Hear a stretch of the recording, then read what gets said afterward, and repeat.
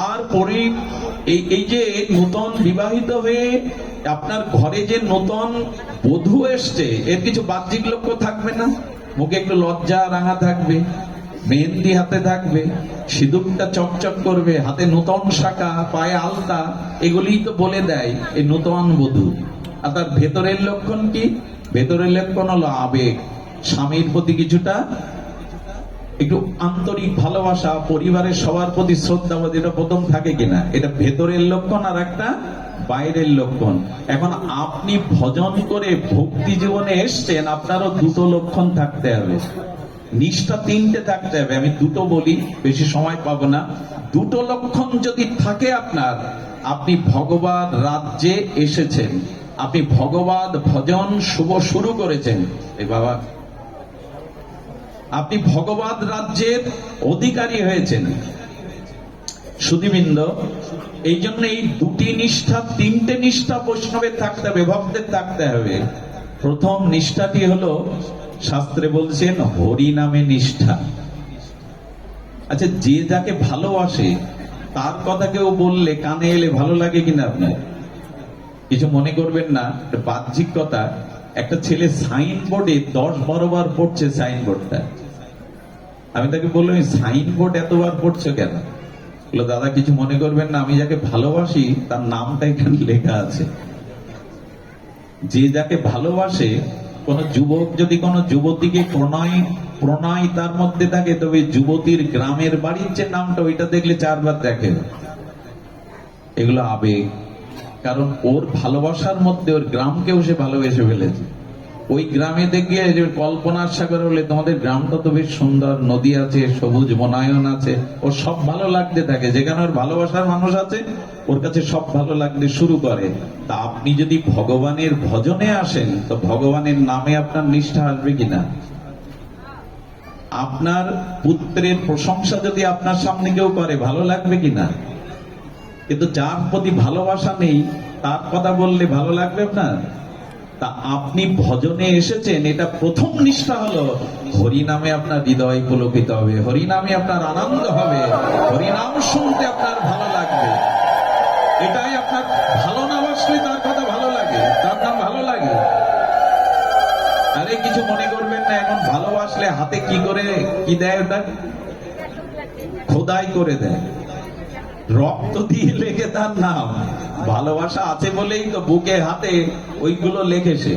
এবার বিড়ম্বনা, এখন জগতে এগুলো বিড়ম্বনা, হাতে লেখে। ভগবানকে ভালোবাসলে আপনার প্রথম ভজন নিষ্ঠা ধরা পড়বে, তার নামে আপনার নিষ্ঠা আসবে। ঘুম পাবে না, আপনার নিদ্রা আসবে না। এই নামে নিষ্ঠাটা কোথায়? এখানে রাগরাগিনী শোনা, এই বেহালাবাসীতে রাগরাগিনী বিরাম নাম শোনা? বললো না, মহাপ্রভু বলেছেন নামে নিষ্ঠা তখনই বোঝা যাবে তোমার, যখন শঙ্কাপূর্বক দিনে তুমি কিছুটা নাম জপ করবে। মহাপ্রভু বলে দিলেন, সুনমিশ্র কলিযুগে নাহি তপযোগ্য, যে জনা কৃষ্ণ ভজে তার মহাভাগ্য।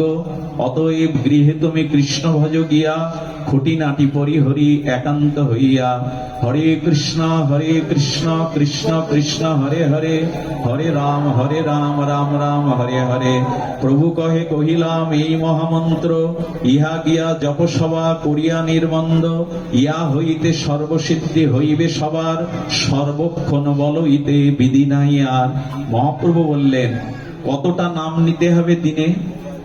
অনেকেই প্রশ্ন করে, দীক্ষা নিয়েছি, কতটা হরি নাম নেব? আমরা বলি কি, হরিদাস ঠাকুর 3 লক্ষ নাম নিতেন। 1 লক্ষ নাম নিলে তবে ভগবান তার হাতে সেবা নেয়। একবার পুরী ধামে মহাপ্রভুর কাছে এক গরিব লোক গিয়ে বললেন, প্রভু তুমি আমার গৃহে যদি একটু ভিক্ষা পেতে, ভিক্ষা মানে একটু আহার পেতে। মহাপ্রভু তাকিয়ে বলছেন, আমি লাখপতির বাড়ি ছাড়া সেবা নেই না।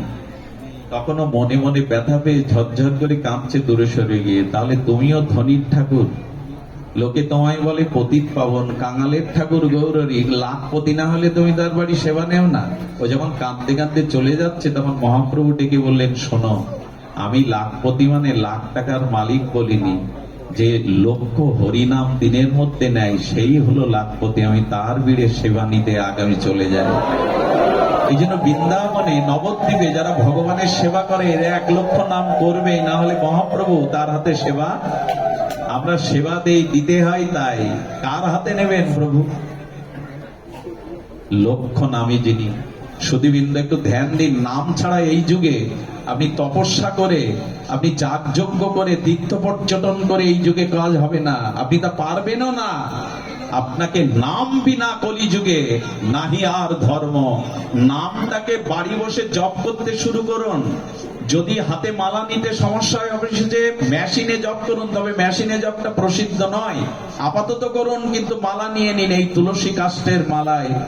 তবে আমি আপনাদের বলে যাই, আচার্যরা বলেছেন কতটা নাম নিতে হবে। শাস্ত্রে বলেছেন 21,000 অন্তত নিম্নতম আপনাকে নাম নিতে হবে। তার কারণ একটা মানুষ দিন রাত্রে নিঃশ্বাস প্রশ্বাস 21,000 বার গ্রহণ করে আর প্রত্যাহার করে। তবে 21,000 বার আমরা নিঃশ্বাস প্রশ্বাস নিতে পারবো না। এই জন্য 16 মালা করলে 25,000 নাম হয়। কয় মালা? 16 মালা জপ করলে কয় হাজার হয়? 25,000। অন্তত ন্যূনতম পক্ষে এটা 1 ঘন্টা 1 ঘন্টা 10 মিনিটে হয়ে যাবে।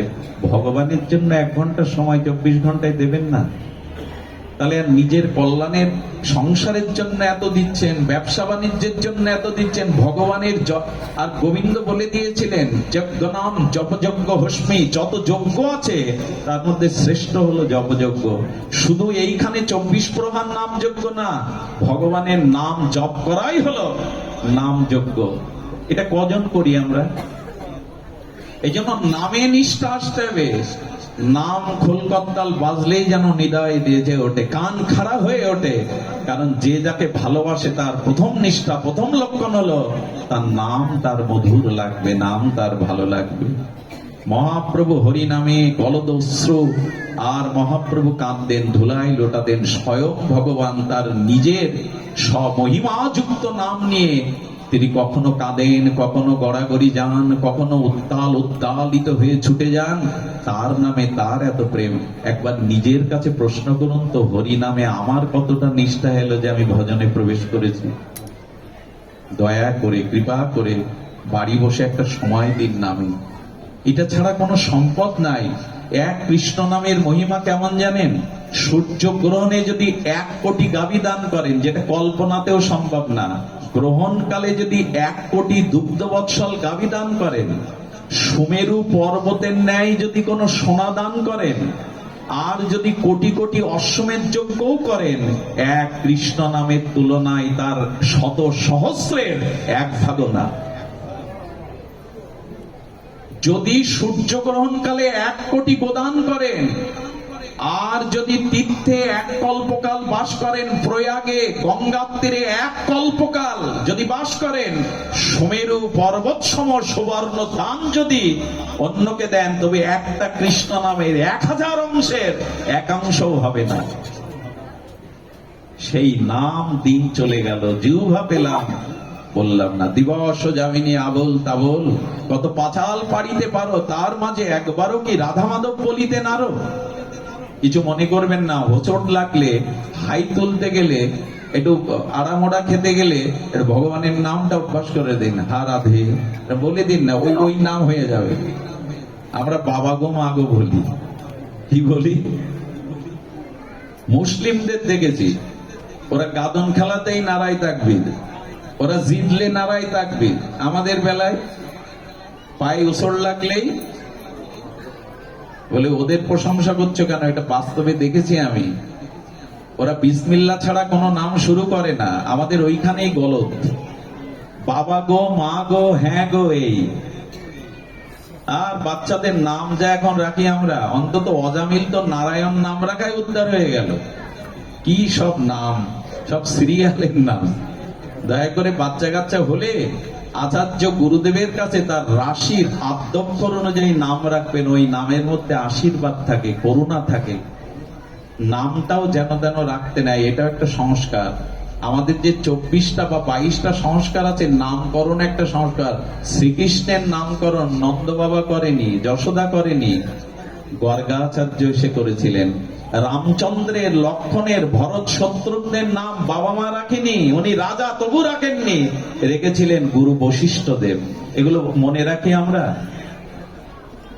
কত নাম, আর সেসব নামের কি তা সে বোঝা যায় না, কত কি নাম।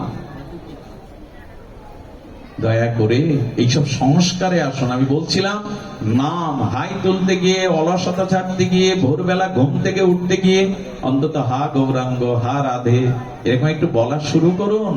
ওই নাম একবার বললেই আপনার সারাদিনের কোথাও না কোথাও চিত্তে ওই নামের মাধুর্য লেগে থাকবে।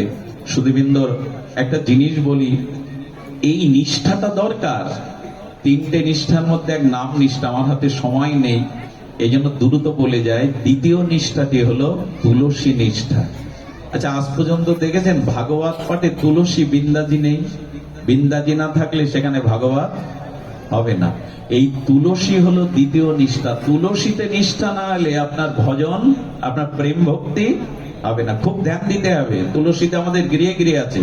আচ্ছা, আপনি 56 ব্যঞ্জন রান্না করলেন, 64 মন্ত্রের ভোগ করলেন, ওদের তুলসী না দিলে গোবিন্দ নেবে? 56 ব্যঞ্জন, 64 মন্ত্রের ভোগ, অথচ তুলসী দিলেন না। শুনে রাখুন, এক গ্লাস ভগবানের পানীয় জলে তুলসী না দিলে ওটা রাধারানী দেবে না গ্রহণ। তুলসীবিহীন কোন বস্তু ভগবান গ্রহণ করবে না। তাহলে তুলসী ছাড়া এই দেহটাও ভগবান গ্রহণ করে কি করে? তুলসী ছাড়া এই দেহটাও ভগবান গ্রহণ করে কি করে? পৃথিবীতে শুনে রাখুন, মৃত ব্যক্তির চিতাতে যদি এক টুকরো দেহ রাখে, যে তুলসী গাছটা প্রকৃতির নিয়মে শুকিয়ে যায়, আচ্ছা দেহ রক্ষা করে, ওই শুকনো তুলসী কাঠকেও মারা গেলে এক টুকরো চিতায় দিয়ে দেবেন। অনন্ত পাপ ভস্মিত হয়ে সে ভগবত চরণ পাওয়ার অধিকারী রাখে।